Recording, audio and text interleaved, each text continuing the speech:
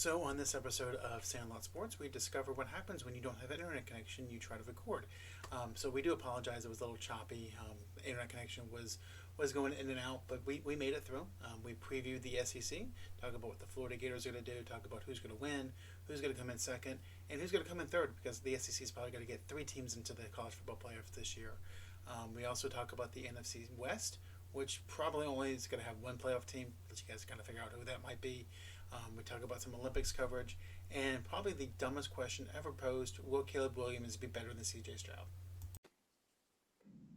Welcome to the More Sports Podcast in Seminole County, Florida. This is Sandlot Sports. I am Adam Capperson, and regardless of what Google tells you, the 2 people I'm with did not place third in 2008 synchronized swimming Olympics. I am here with Dorian Cody and BJ Thomas. Yes, I did. Where's my check? I think Bush was president, so you might want to get with him. You definitely getting you. Well, see, I think that's it, because he doesn't like certain people, and I think Dorian falls in that category, so that might be the problem. Oh, of a smart guy. So we're going to continue our preview of the upcoming football season. We are getting close. In fact, we are getting so close, we're talking about the big boys this week. One of the big boys is the SEC. One of? Hey, what conference won the title last year? Look, I'm not gonna let you. I'm not gonna let you win 1 out of 12 and get excited about something. What conference had the other team? What conference had the other team in the national championship game last year? What job can you be 1 for 12 and keep your job other than congressman? Major League Baseball player? 1 for 12? No, sir. You will not. No, you got to be 3 for 12 to keep your job. Oh, okay. Yeah. So come on, I'm waiting. 1 for 12. What's 1 for 12? Well, no, Ohio State got 2 of those, so that's 3 for 12. 3 of the college football. That's 3 for 12. You want to look at the record since 2000? Is that what we want to do? Well, you were saying 12. I was going back 12 years. Well, we can go to 2000 and just watch the percentage drop. Okay. You said 12. I was going off that. I'm taking your lead. That's fine. But like we said last week, and I'll continue to say until you get this through your head, blind squirrels find acorns. They fall out of the tree, something hits their toe, they bite it, it's an acorn. Who did Michigan beat in the Rose Bowl last year? Who's that? Alabama. Yeah, one of the worst Alabama teams in the last decade. SEC champion, Alabama. That's fine. No, excuse me. That quarterback play was atrocious.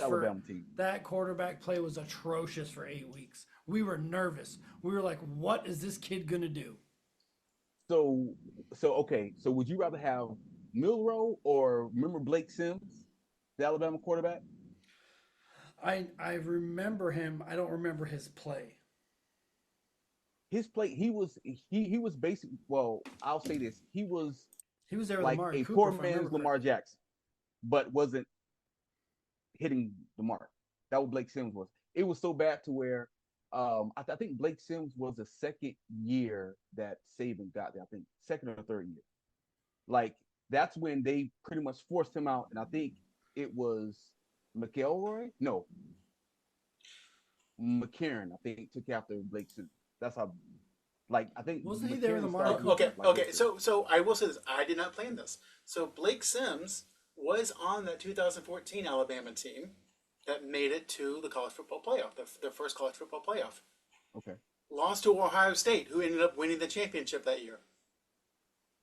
Right. So the 2 years that Alabama had terribly poor quarterback play, the Big Ten was able to beat them. I'm just going off what's there. Again, you said 12 years. I was going 12 years. Right. Well, don't duck the statement. What I said, the 2 years that Alabama had subpar quarterback play, the Big Ten was able to beat them. So what we've noticed in a trend that is probably holds up through the stats that you love so much, even though stats can be bent like a rubber band. If Alabama has average or above quarterback play, the Big Ten's just chasing remnants. They're just picking up scraps, videotaping practices, doing Bill Belichick shit. What did Bill Parcells say? You are what your record says you are. And 15-0 is 15-0. Adam, I'm so happy you're excited for 1 year. I really am. You have to hold on. You have to take the little things in life and grasp them and hold them while they're there, because y'all are fucked. The way this world is going, I will take any win I can get. Sure you So will. We're gonna let that go. I'm not gonna go where I want to go with that. I'm not gonna go where the It's too corona's. early. It's too I'm not going early. where the corona's taking me. I'm gonna hold. It's I'm too gonna hold early. back, and we're gonna move forward here. You're welcome. so speaking of moving forward, let's move forward to the 2024 SEC season. So BJ, I will let you do the honors and kick us off. I saw this thing that Kalen DeBoer, is that his name? Kalen Yes. DeBoer Mhm. has the best record. Here we go with this conference shit again. Has the best record against top 15 teams. Was that the stat I saw? I think you probably saw it also. I can't remember if it was 10? top 15 or top 20, but yeah, Yeah, it was the but best those- record among there somewhere. Those are Pac-12 top 10s. What the fuck does that matter?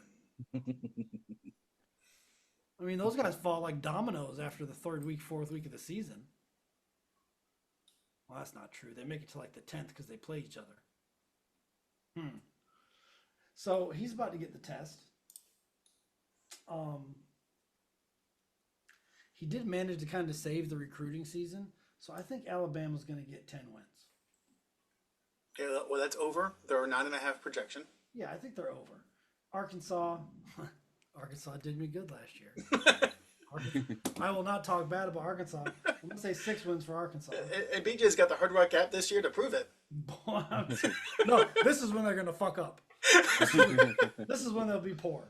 But I'll tell you, Arkansas had me look like a genius for like 5 weeks. It was great. The Gators, I'm not buying that 4.5. I think they'll be above 500. Yeah. Well, I will say this, not to interrupt your preview. If the No, Gators don't finish 7-6 with a bowl victory, I don't think Napier survives this season. If it even looks like they're headed to 4.5, they'll fire mid-season. They should. I would. Fuck it. Start over. Well, you know who their opening game is against, right? Who? Well, we have it here in the key non-conference games. Oh. Miami. He plays here. Shit. Put some cocaine in the locker room and win the 30. Unless you do what Brandon Jacobs did, take cocaine before a high school game, rush for 338 yards and 4 touchdowns. Yo, that is crazy. That's some gangster shit. But, you know, that shows some willpower, though. The first time he tries cocaine, he goes 338 and 4 touchdowns. You would have to pry the cocaine from my hands. Because I'd be like, can I go for 448 and 6 touchdowns? Yeah. Power eye, let's go. I'd be in there studying for the SATs, fucking zooted. Just sitting there, see zooming. I was like, I'd do everything good on cocaine. I'd be in church praying hard.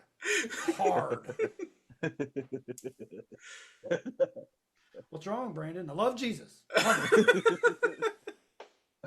Love it. So here's Florida's schedule: Miami, Samford, Texas A&M, Mississippi State, UCF, Tennessee, Kentucky, Georgia, Texas, LSU, Ole Miss, Florida State. In my opinion, their first loss might be UCF. It's quite possible. Yeah. I'm not even trying to be a jerk to Dorian. I just really think that No, I mean, look, it is what Miami it is at this point. has to put up a shut up, so it can go. Yeah, either pretty way. much. They got what's crazy is they have talent. They might be the most talented, but there's talent down there. Anyways, I think their first loss could be UCF, which would put them. It'd be over, what, 'cause 4-1? They got a shot at Kentucky. Well, And the Tennessee Florida games, you can throw out rankings at that point. That's just a weird game. Yeah. Here's the thing, though. Like as we said, you know, I project 7-6 for Napier to keep his job. If he doesn't have 6 wins by October 19th, he ain't gonna keep his job because that is a tough road to hoe to end the season. Here's the deal: you're talking about 7-6 for the Gators. Our expectations are like Miami level at this point. It's time to get him out of there. I don't disagree. I thought it was a panic hire when they hired him. They were just hiring somebody off of Nick Saban's tree. They were just like, "Oh, Nick Saban hired him." Yeah. Mm-hmm. That shit doesn't work like that. No. I'd rather you hire somebody off the Bill Parcells tree at this point. Yeah. So you think Florida's got to go over the 4.5? Yes, Florida over. I'd be surprised if Georgia didn't go undefeated.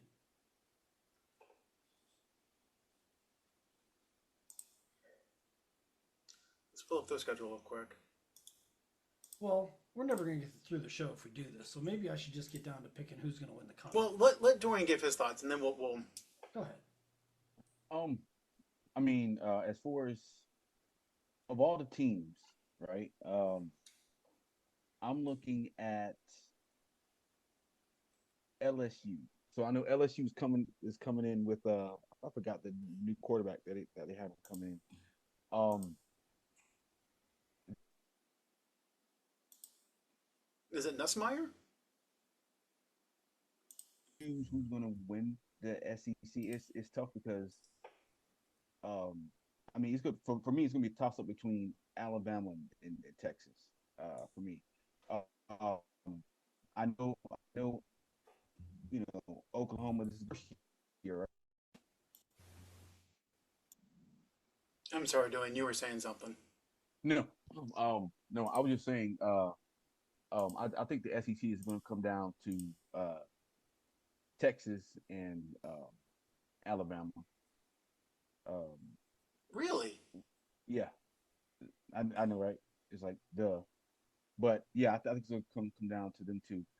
As far as if there's a wild card, um, I want to say the wild card. Georgia's not really a wild card because I think they're going to be good too. But I gotta say, if there's a team that could sneak up, I'm gonna say Missouri. I'm gonna say Missouri can sneak up and it could make some upsets because I think they have most. I think they've lost most of their team is coming back. I think they lost a key defensive player, like two defensive players, and I think wide receivers who they lost, but everyone else is pretty much coming back. I believe even the quarterback. So Missouri will be my sleeper team. Yeah, that guy that plays for Missouri, I want to say it's Burton, something like that. That wide receiver, he's damn good, and I know he's coming back. Yeah. So they got him, and their defense is pretty much coming back too. So I would say Missouri would be my sleeper, but plus also too, this is the first time we're going to see an Alabama team without Saban. Like, how is that going to like? Is the defense going to be disciplined like how Saban had every year, right? You know, I know that DeBoer or whatever his last name, the new coach. I know that he's offensive minded, so maybe you know they're probably going to open up the playbook for Milroe, but the defense is what I'm curious to see how disciplined they're going to be because since Saban got there, the defense has always been disciplined. Even if they had a shitty quarterback, the defense kept Alabama in the college football playoffs, right? So that's going to be interesting to see. So Dorian's got Texas and Alabama. Dorian, who do you have winning out of those two? Winning, question. All right. In a tight game, who do I trust, Sarkisian or DeBoer? I'm going to go with Texas. Okay. Oh, that's a pick. BJ, what are your thoughts? It's very possible we have a classic Georgia-Alabama situation here. Is that who you're going with? Yes.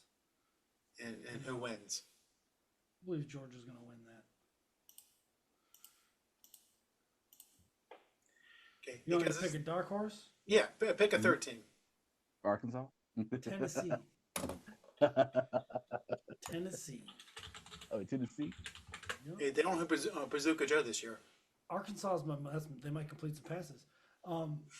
Arkansas is my money maker, not my delusional pick. So I'm going to go with Georgia, for one. And don't forget they're doing away with divisions as well. Like there's no East West division. There's just teams play each other. Top two teams go. Mm. So I think that's a big thing. And I don't think Texas hangs in the SEC. I don't think DeBoer has the defense to hang in the SEC. I think he has the players. I don't think he has the coaching staff on defense to hang. I'm going to go Georgia and LSU. Mm. And I got Georgia coming out. And my third team, I like the Tennessee pick. So Heupel's got that team rolling. I found out that their offensive coordinator this year is Mackenzie Milton. So UCF fans should remember him. So that's always a good time. So I had you guys pick a dark horse. Not only did Dorian kind of kick it off, but it's pretty sure that the SEC is going to get at least 3 teams into the playoffs. So I wanted to get your guys' team before we set up our brackets. He always gives us the information after we do something. So don't forget this year is the 12-team playoffs. And so more than likely, I mean, the SEC and the Big Ten are going to get at least 2 teams in, more than likely 3. And then it's going to be scrapped to the rest of the conferences. So we will move over to the NFL. And this week we're doing the NFC West. Shit conference. Hey, they had a representative in the Super Bowl last year. So, BJ, kick us off with the Arizona Cardinals. They're over under 6.5.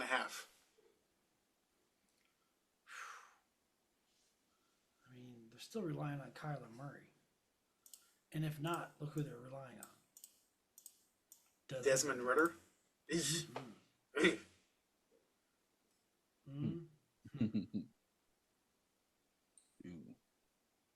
know.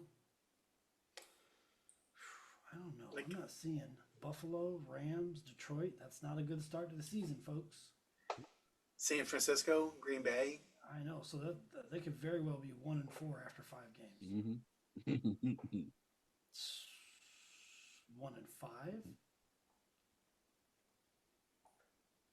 Oh no. I'm saying 6 games. Don't forget, they started last season 1-8 and 2-10. Might be a repeat of that, bro. Yeah. I'm looking at this. Looking at their first 8 games. Like, I mean, and outside of Marvin Harrison Jr., who is Kyler going to throw to? Whoever he sees. Marvin's big. Just throw it down to him.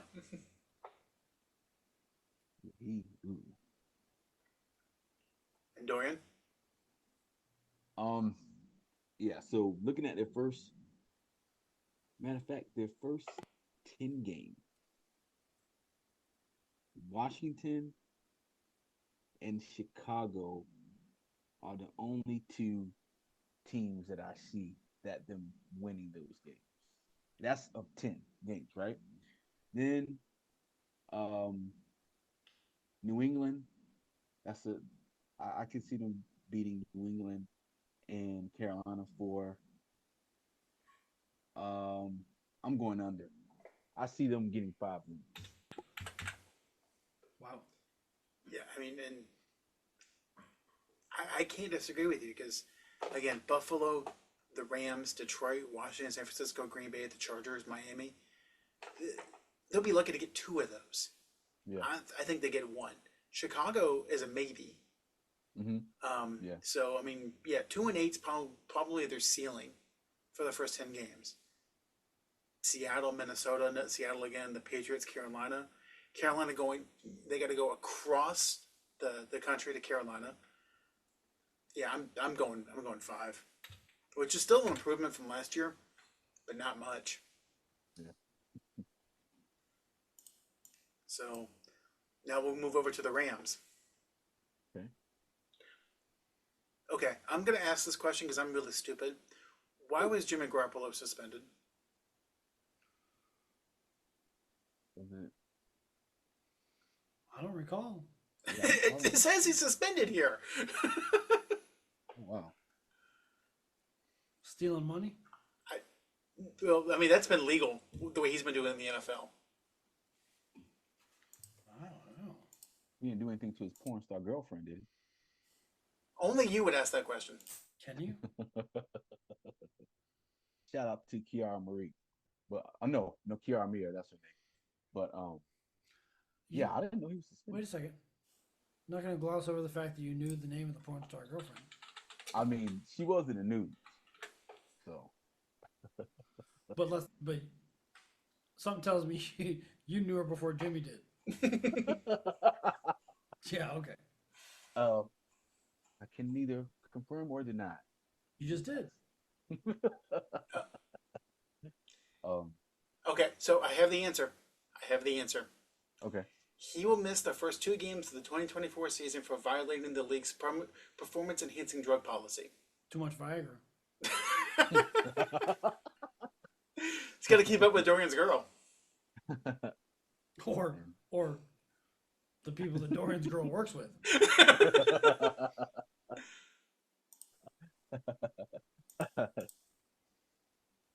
Yeah. Wow, I didn't know that. Oh, don't tell me you didn't know that he was on performance-enhancing drugs for his girl. Oh, I mean, if you were to see her, you would see why.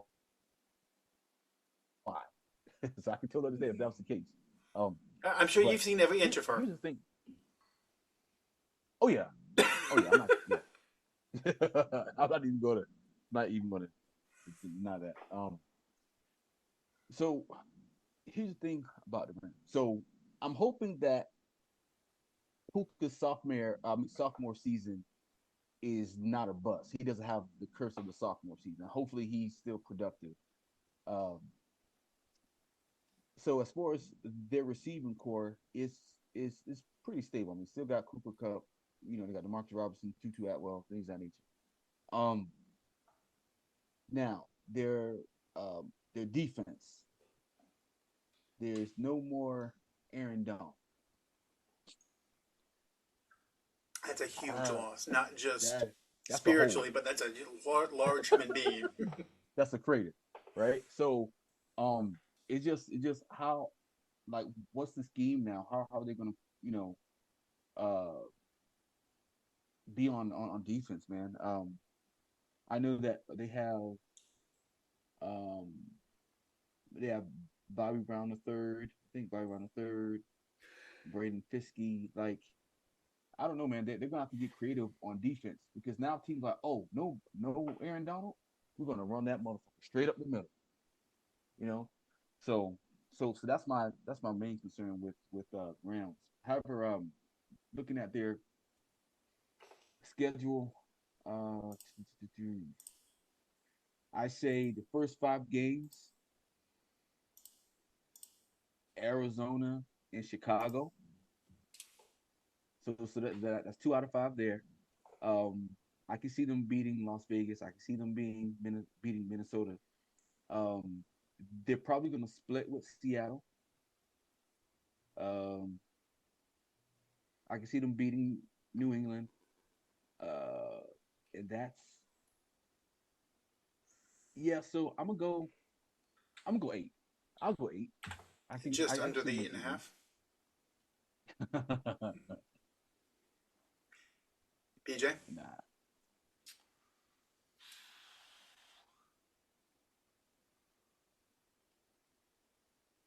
That's a tricky schedule. I'm gonna say 9. I'm gonna price is right, Dorian. I mean, my question is, can their offense stay healthy? Stafford's 37, 38 years old. He's had back issues in the past, and he ain't got nothing behind him. Garoppolo's out for the first 2 games, and then it's Stetson Benton and Justin Wynn, which I don't know who Justin Wynn is. Thought it was a piece of furniture. Um, Kieran Williams does not stay healthy, although Blake Corum backing him up is a good backup. Mhm. Um, Cowboys hurt the cut, a little bit last year. And Dorian, right, you're right about their defense. I mean, it is a large hole to fill in Aaron Donald. Now, they can probably fill the size because Bobby Brown III is another large human being. I don't think they can fill the talent gap. Mm. And it Right. wasn't just, hey, Aaron Donald can stop the run. He put the fear of God into offensive linemen Yeah. pretty much on a regular basis. So I'm going to go under. I'm going 8. So now we're off to the Super Bowl runner-up, the San Francisco 49ers. BJ, kick us off.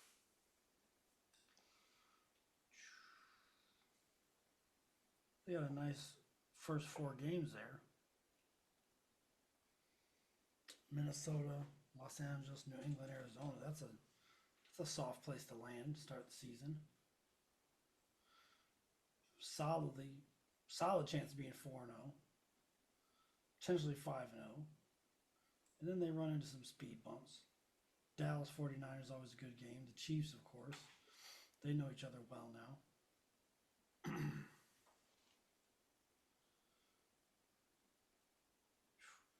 I'm going to say 11.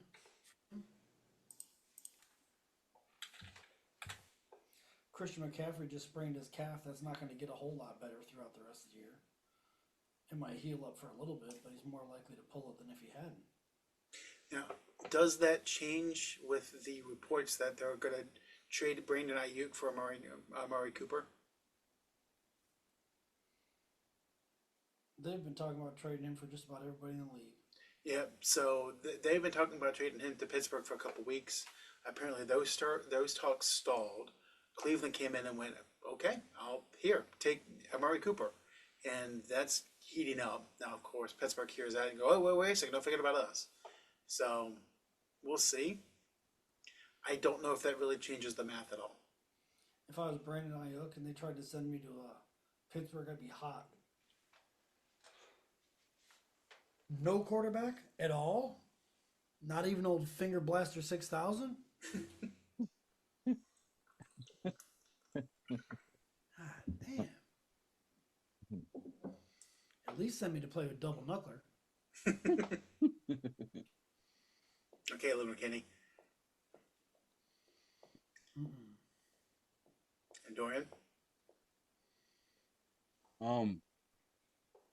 I believe by the Niners trading, if they're able to trade Brandon Ayuk, I hope it forces um, Shanahan to get the ball to George Kittle more often. Um, I do see by looking at their schedule, like their first 5 games, I see them going undefeated. First 5 games. Um, Kansas City, of course, Kansas City and Dallas, those are always going to be tough games. Um, so I say Kansas City, I say Dallas. If I had to choose, um, Green Bay. So I see some games that they could potentially lose to. Um I'm gonna go over. I'm gonna say 12. So I know with some of the previous teams we were counting the wins because it was easier. It might be easier to count the losses with San Francisco. I think they actually start 6-0, beat the Jets, the Vikings, the Rams, the Patriots, the Cardinals, and the Seahawks. I think they're fine there. I think they hit a speed bump with Kansas City and Dallas. Lose 2 going into their bye week, 6-2. It's fine. Then I think they start rattling things off. I think they split between Green Bay and Buffalo. I don't think they lose both of those, but I don't think they win both of those. The Rams, I think they're going to lose that second game against the Rams, just because they always seem to do that. I'm actually going to go 13. I think actually bringing in Cooper is going to help because he's going to want to be there more than Ayuk does, and that's big. As far as I know, Greenlaw is healthy enough to return. Has anyone heard differently? I haven't heard much about him at all. Yeah, I haven't either.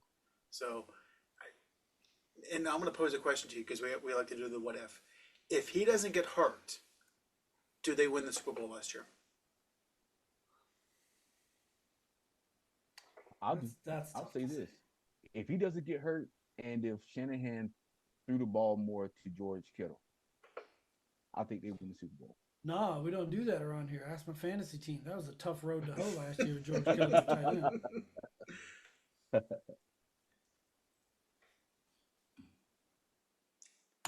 So, last on the hit list this week is Seattle Seahawks.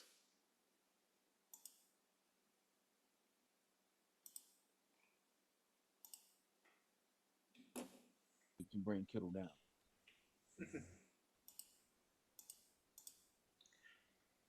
Dorian?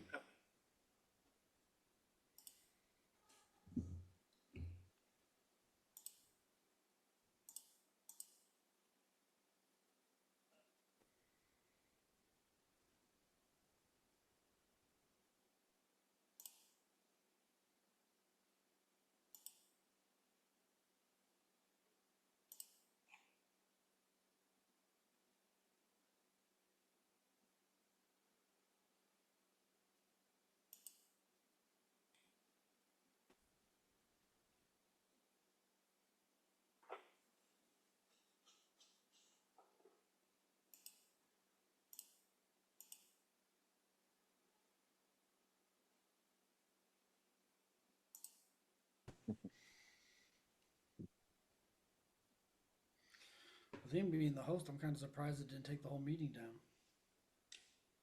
Yeah. Hey! We're back. Technical difficulties Kinda. aside.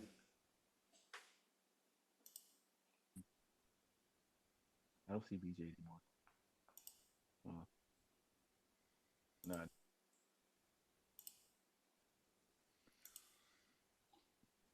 Okay. See, even the computer doesn't want to talk about the Seahawks. Apparently not. Yeah, my computer went, oh, you were talking about the Seahawks? I'm going to fuck over your internet connection.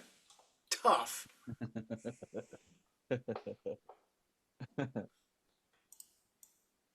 So, Dorian, kick us off with the Seahawks.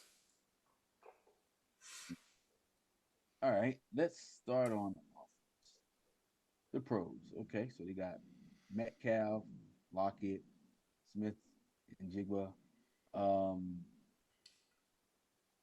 so offense they seem steady, right? Um, Defensively, they picked up Leonard Williams, came from the Giants. Yeah, I believe like no Giants or Jets, one of them. He played for both or whatever. So they got Leonard Williams, Javon Reed, um, Jerome Baker. So they should be okay on defense. Um, Looking at their schedule though, first 5 games we got Denver, New England, Miami, Detroit, and New York. Um, Actually, I believe that they'll go. I believe they can go 3-2. I believe they'll beat Denver at home. They'll beat New England. They're not beating Detroit and Miami.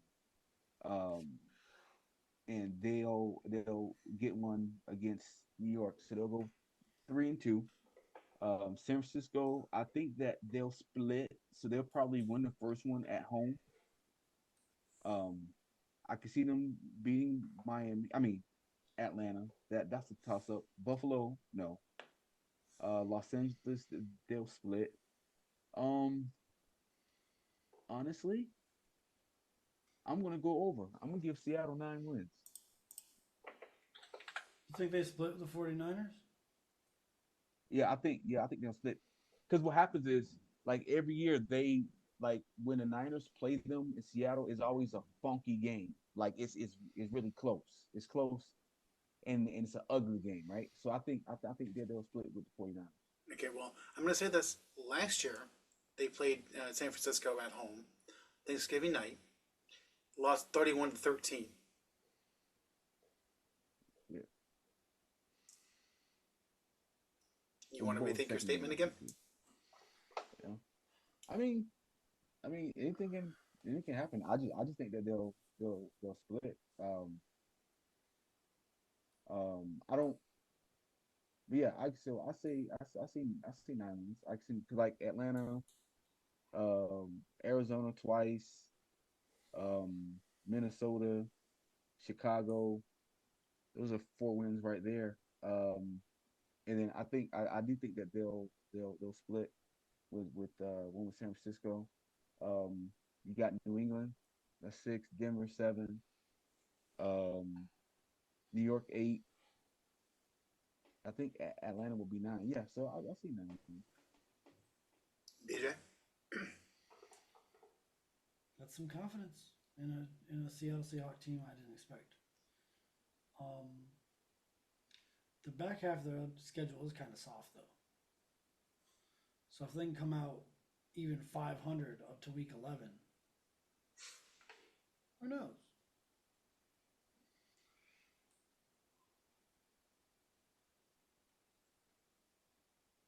I don't know. I'm not buying it.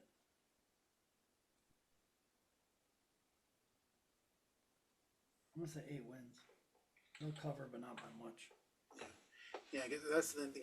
They have to get to 8 wins to get the over for 7.5. So come out of the gate, Denver, New England, Miami, at Detroit, and New York. First 5 games. Past couple of years they played Detroit, and the game has been close. It's been fun. And they've beaten Detroit. So I think that happens again. So I think they surprised everyone. Come out of the gate 5-0.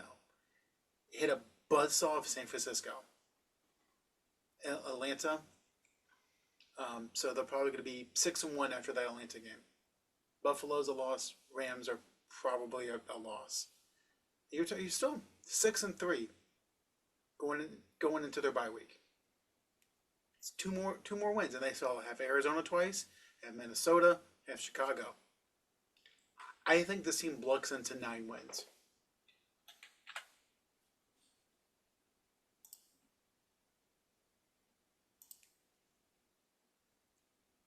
As dumb as that is, It's gonna be a tough road for them to get to the playoffs, though. that's the trick. I mean, I think you need at least 10 wins to get to the playoffs,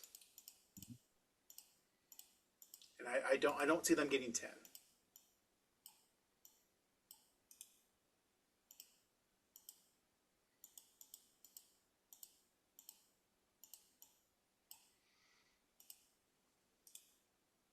So what we are saying, I can do this pretty quickly, is that San Francisco wins the division, and Seattle's pretty much the only team that has a remote chance of making the playoffs.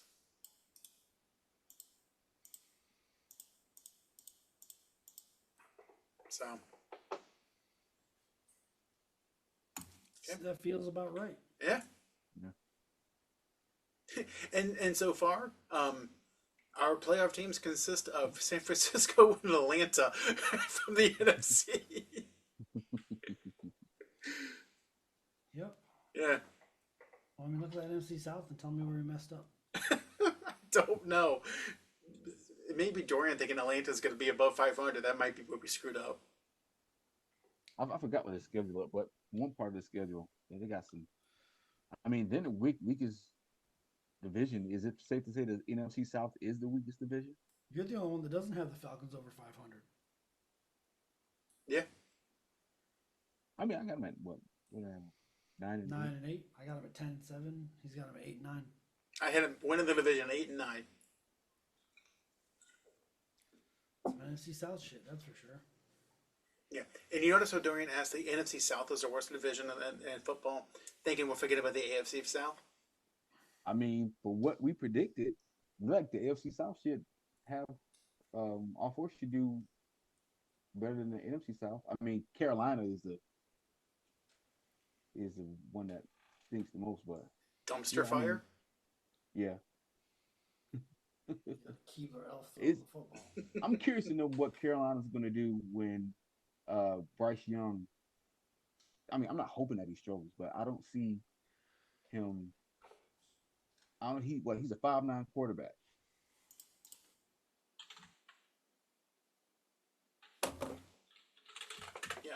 I don't know. You can't see.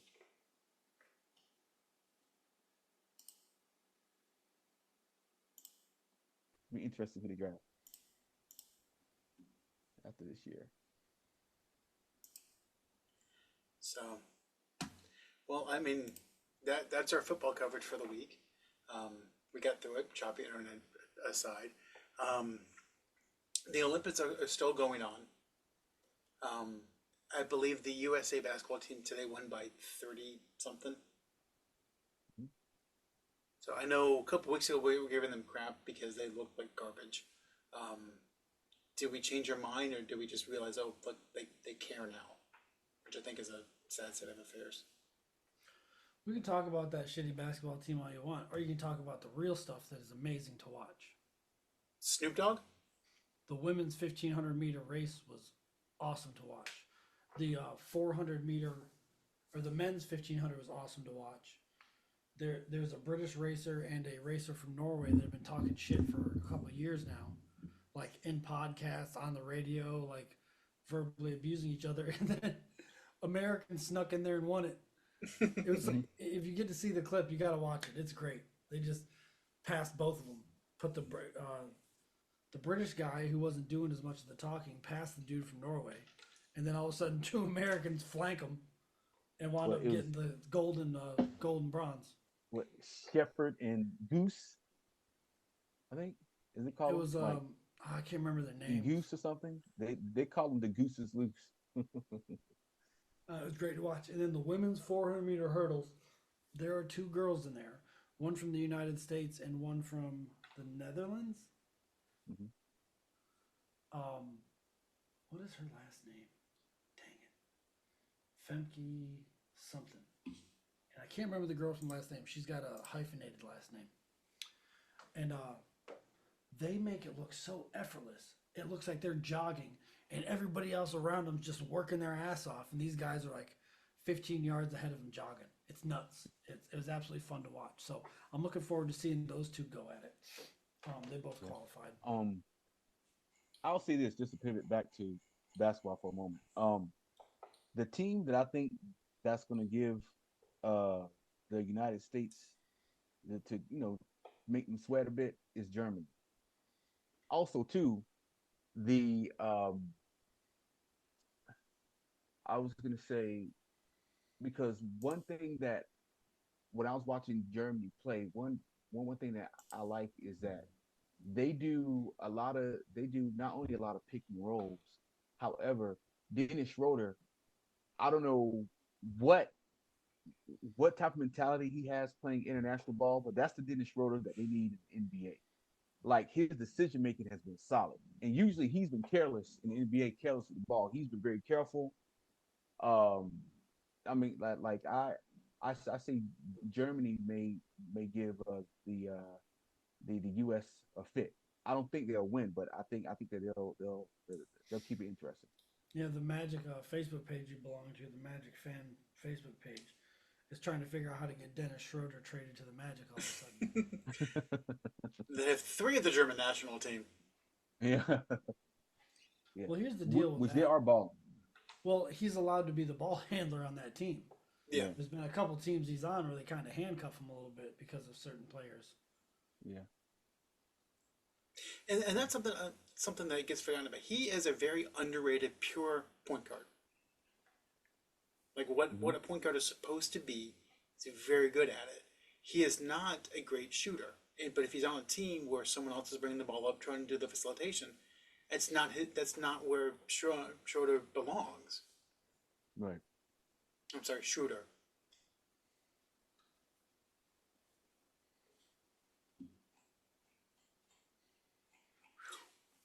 So it'll be fun. Trying to think of anything else that. Did you see the men's 100-meter race? I did. Where the guy won by a booger, basically. Yeah. 5 1,000ths of a second. Now, I actually learned something. Now, I learn a lot every day because I'm stupid. But I thought that on a photo finish, it was where, like, the tip of your body is. So if you stick your head out, it's, your nose is what crosses the nose. It's not. It's when your torso crosses the finish line. Hmm. And so when he pushed himself forward, he actually leaned his torso forward, and that's what allowed him that 5/1000th of a second victory. Could you imagine being that Jamaican spinner and be like, son of a bitch? Fuck. Fuck, I had it. And they said he had the worst reaction time of anybody on the blocks in that race too. Noah Lyles did. I believe it. What a good race. A lot of the swimming events have been very close. It's been a pretty fun Olympics. It's hard because a lot of it happens while I'm at work, but I try to catch what I can. And Katie Ledecky is still like the boss of the pool. Dominant. She wants to swim in the 28 Olympics too. Let her do it. She can do it, yeah, absolutely. And here's the thing: let her qualify. If she qualifies, go for it. If she doesn't, then she doesn't. How about that Cuban wrestler with 5 straight gold medals? Yeah. I think he's one of the only, if not the only, athletes to ever have 5 gold medals consecutively in the same discipline. Didn't Phelps get 5 in a row? That's why I said one of, if not the only. Oh, I thought you said the only. No. Full sentences matter, Adam. And they do. Well, it helps if you pay attention. It does. That hurts my soul, but it's fine. But yeah, no, I mean, and that guy is a fucking beast. I don't know if you saw pictures of him. Holy shit, that man's huge. Just a big old bear of a man. Just big shoulders. Like, for him to have 5 gold medals, that's pretty damn impressive. Consecutively. So I do want to mention our social media page. So because I've posted a couple questions on our social media page and I've gotten some interesting responses.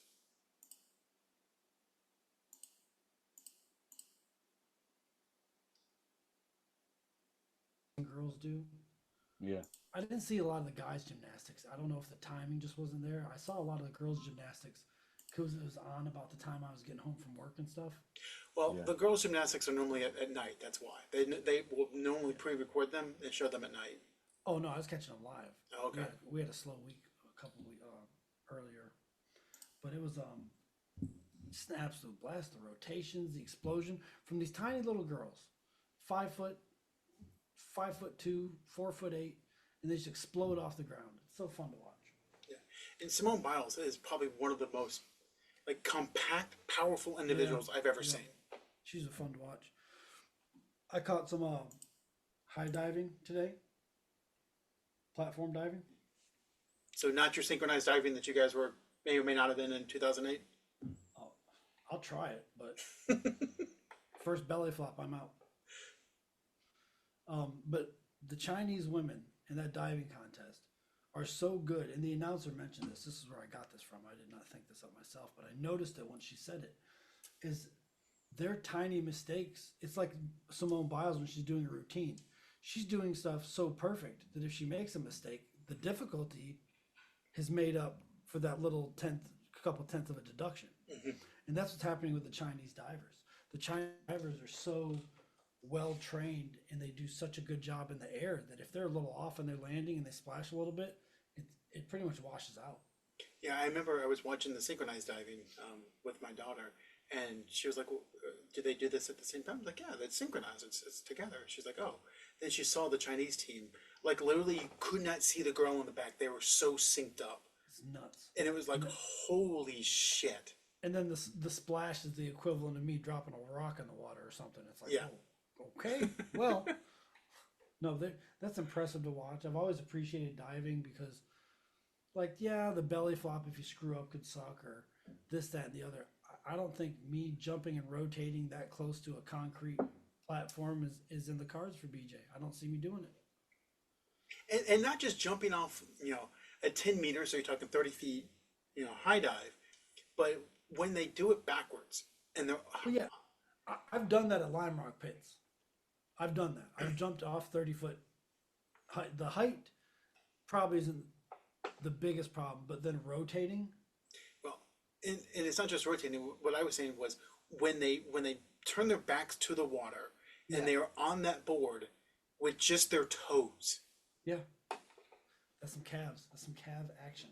Yes. But yeah, I've just been very entertained by the Olympics. It's sad that it only comes around every 4 years, but it probably wouldn't be so special if they did every 2 years.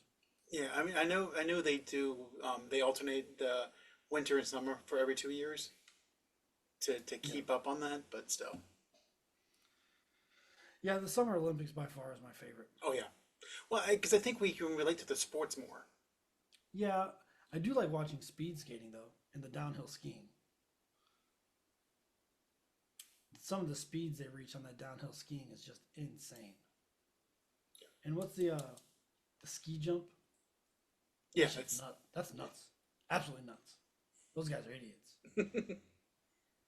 Look, I'm gonna jump off this ramp, fly parallel to a mountain at 80 miles an hour or so, and and land. I'm gonna lean forward. Watch me lean forward. So I do want to highlight our social media page, which has been getting more traction recently. It's on Facebook. We're Sandlot Sports on Facebook, so please follow us, like and subscribe to all the fun stuff. I put two polls up there recently to kind of get some interaction. One was the greatest Baltimore Raven of all time. This is from 1996 until now. You guys are fucking wrong, by the way. So here are the choices. Okay, so there's Ray Lewis, Ed Reed, Lamar Jackson, Terrell Suggs, Jonathan Ogden, Ray Rice, Peter Boulware. Okay. Where BJ disagrees is only 9% of people say that Ed Reed was the greatest Baltimore Raven of all time.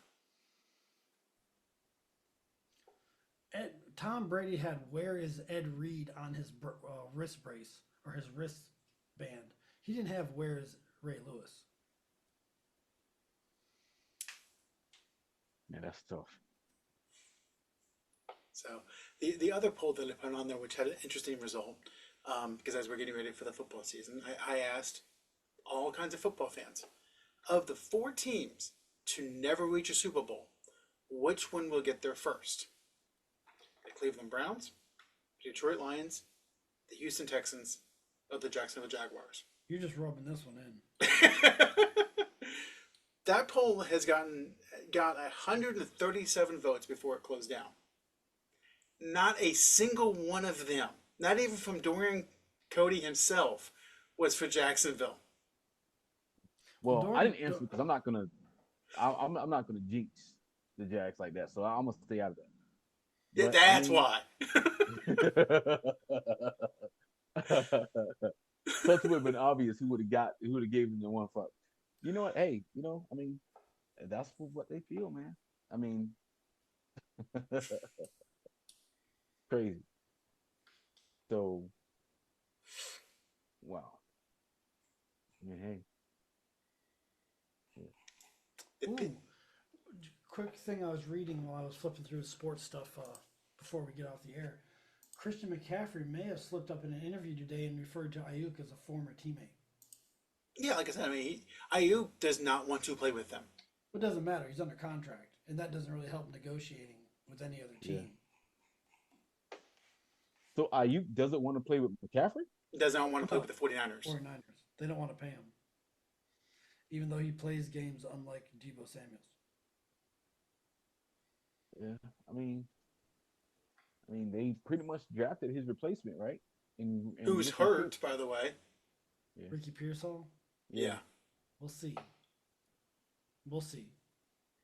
He's talented, but is he Brandon Ayuk level? I don't seem to think so. Well, did you think Brandon Ayuk was going to be Brandon Ayuk before he was drafted? I did not. So, okay, there's that. There's that.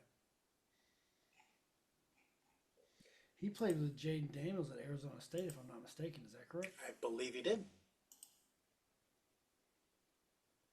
And that team went nowhere when he was there. And then they all went their separate ways and had success in spite of Arizona State. Out.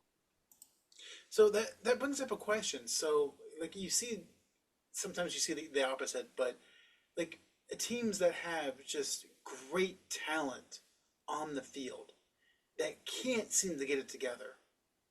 Is that just coaching? Is that just bad luck? What is that? Oh, makes you both. Man, it's it's a mixture of a lot of things because let's say, for instance, it's the coach's job to get the team to buy into his philosophy. If he's not good at motivating and communicating to get the team to buy into his philosophy, they're not going to be any good. Especially in the NFL, it's not like, well, let's go back to college. So, like with Arizona State, I think was it Herm Edwards where he was the coach. He was the coach in 2019 when Jaden Daniels was there, Brandon Ayuk was there, and guys, want to take a guess who else was a wide receiver on the Arizona State team? Nikhil Harry. No, Somebody who you're gonna didn't finish laugh. somebody who didn't finish career at ASU. That is correct. Um, You're gonna laugh when I say it. say it. Ricky Pearsall. Really? Yes. That I remember him. I remember watching a game where they said he transferred from ASU now. Yep. That's crazy. So Herm Edwards is one of those old school guys that it's like you gotta switch with the times, man. Like the kids. Shit doesn't work anymore. Yeah. We talked about that last week when we had the coaches Mm-hmm. on. Mm-hmm. Yeah. Yeah. You got to be able to adapt to meet them at their level. The days where you can just, you know, it's my way or the highway, and they don't see the results in your philosophy, they're gonna be like, transfer me. What you want me to do? Last year you went 5 and whatever, right? You had a losing season. You want me to still continue what you want me to do? Like Nick Saban, like what's up? You know what I'm saying? So and like you said, that's why those three players they left and they flourished because Herm Edwards, um, again, he's an old school coach. You got to be able to adapt with the times. So So what do you think that leaves Dion this year? They um said it's a full GTA game in that locker room. mhm. um so I'll say this. I think Dion will get more than 4 wins. I can see him getting I can see him getting 7 to 8 wins. I don't see him getting 10. And also too, he lost some key guys too. He lost Dylan Edwards to Kansas State. Um and he lost a couple of other guys too. But um I think I think Dion, because remember when last year when the season started, like the hype was all there because people wanted to see Dion succeed, right? But now that things have died down and he's came back to earth, now it's like, okay, like let me not get so much hype this year. I don't want, you know, I may have a celebrity come in here or there, but let me keep the hype away because I want them to actually focus on actually winning and executing instead of, hey, who's at the game, who I need to show out for, stuff like that. Because one of the players that transferred from Colorado, one of the things that he said, and that is that he felt as if the focus wasn't there all the time because there was always a celebrity there. There was always someone that Dion will bring around to show his prestige instead of like them being able to go into the practices, tune everybody out, just actually execute practice is what he said. So I think the bigger thing is what BJ alluded to. Like the word is it's basically real life Grand Theft Auto in This that is locker also room. from people that are leaving though, yeah, Fair. and so we have to put that out there. But it doesn't sound good. Does not sound like there's discipline in that locker room. I think that's the biggest thing. Is you can be a great rah rah Cisco ball guy, you can be a great X's and O guy. The reason why Saban was Saban and Belichick was discipline. Those hmm players never got out of the line, and if they did, they yeah, were gone. yeah. And if you're going to let Dorian, you should know this as a parent. You let the kids get away with something, it's going to just snowball. Oh yeah, oh yeah. Lawlessness. Right. Exactly. So, so do you think Dion needs to? So Well, I know Dion is going to catch flack for it, but does Dion need to reevaluate his coaching style? Because one thing about Saban and Belichick is that when you coached under them, the coaches were disciplined too. You are who you are, and Yeah. if you're in your 30s, 40s, 50s, and 60s, you're not going to change who you are. If you're laid back, kind of, hey man, we got this. That's who you're going to be. And if you try to change your demeanor, people will see through that shit quickly. Mhm. Mhm. So I mean, I, I don't think it's going to last. I don't think he's going to last. I mean, you said that they're going to win 7 or 8 games this year. Their over under is 5.5. Oop, in Colorado. Um, I think the UCF game is going to be a good game. No, I can't get you tickets. Yes, you Damn, can. man. Well, I can How if do you you give me mess the with money for them. I'll go get you tickets. No, that's not how Shit, I that just need them works. at a discounted rate. Right now, those tickets are hiking. Now, yes. The problem is like when Colorado starts 0-3, like whatever.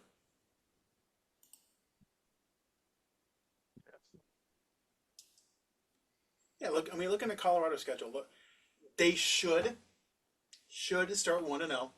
They play North Dakota State. Should beat them. Then it's at Nebraska, at Colorado State, Baylor. Ooh. Both Nebraska and Colorado State is looking for revenge. And Baylor's got talent. Yeah, Bills. Yeah, I mean, it's legitimate. They could be 1-3 going into that UCF game. yeah. So yeah, I could probably get you tickets cheaply. So I should wait till they're 1-3. Hey, Dorian, you want this ticket for $20? Sure.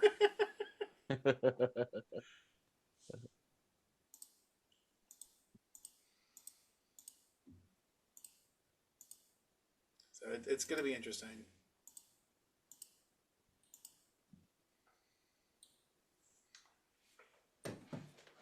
So, I want to know. I want to know quick what Gate. question. I want So, to know what Vegas knows about that Gator line. well, 4.5 games. 4.5. What? I'll tell you what they know that the Gators have been crap the past couple of years since Napier got there. Yeah, but no, that's bullshit. Vegas does not make money on betting on what happened last year. They don't set lines based on last year's team. They're too Well, smart. You know how much money they would lose doing that? they set lines on what people think is going to happen. Well, this must be one of their freebies for us. So I mean, put your money where your mouth is. I will. I have. Don't tell me what to do. I got Syracuse winning the ACC. What you talking about? So, because if I remember right, and I'll pull it up now as we're talking. Yeah, I think it was even money for them to beat that 4.5.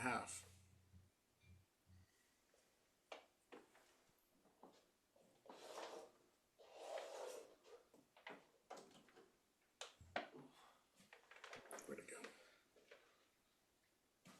Let me see what the old cell phone says. Yep. Okay. So for the over 4.5, it's minus 155. So that's where Vegas is putting their money. Mm.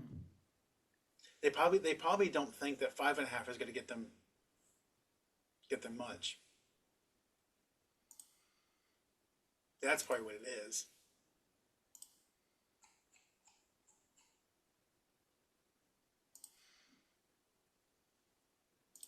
But like I said, look at the schedule. So during we're going to pick this game in a couple weeks, but Dorian, are you confident Miami can beat Florida this year in the You can swamp? ask him that. yeah. I mean, it can go. Honestly, I feel as if it can go either way. It's something about in-state rivalry games to where players, 'cause a lot of these players, they know each other, they probably high school each other.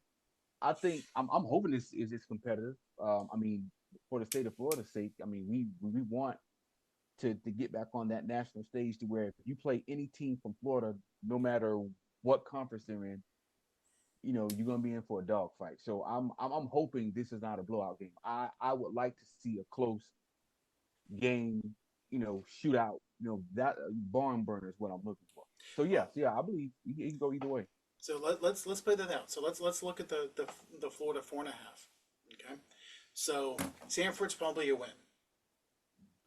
Texas A&M in the swamp. What are we thinking? I think they beat Texas A&M.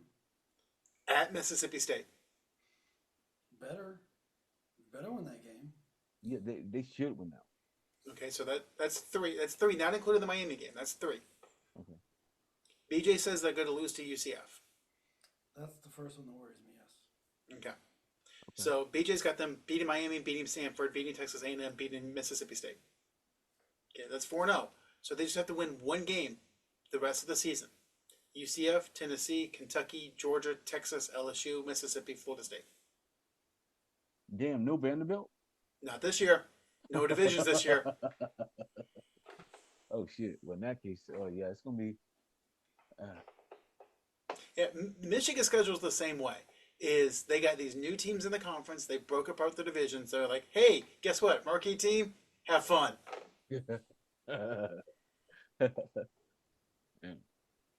Mm. Yeah, it's gonna be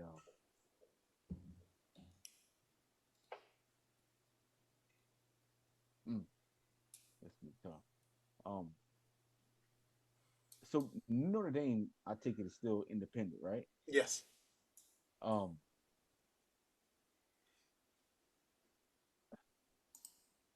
Looking at their schedule, because I was watching something on them, and I found out that Duke's quarterback transferred over to him. He just signed a quarterback. I think Leonard, his last name. Riley Leonard. Yes. Yeah, right. Yeah, Riley Leonard is their starter. Is the starting quarterback for them. Um,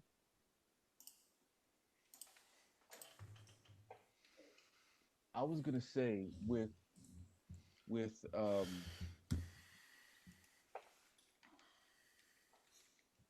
like I believe like a team like Notre Dame playing against like a Miami of Ohio, like why?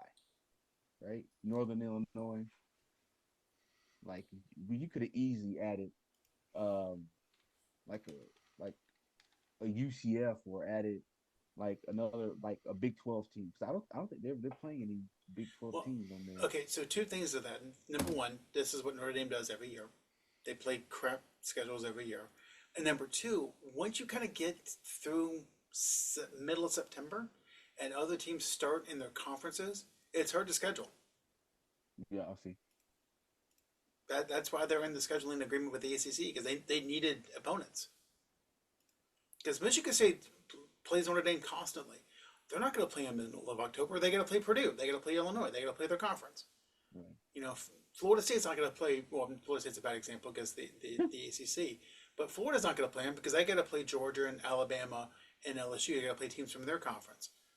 Texas A&M, Texas. They're not going to play Notre Dame because they're in their conference. So that's why they got to play Navy and Miami of Ohio and Purdue and teams like that. There should be an over on how many points Iowa's team will average this year. I have not seen that, but I'm going to go 16. 9. Cool 9. I saw a stat that they were like 10-0 in games where they scored.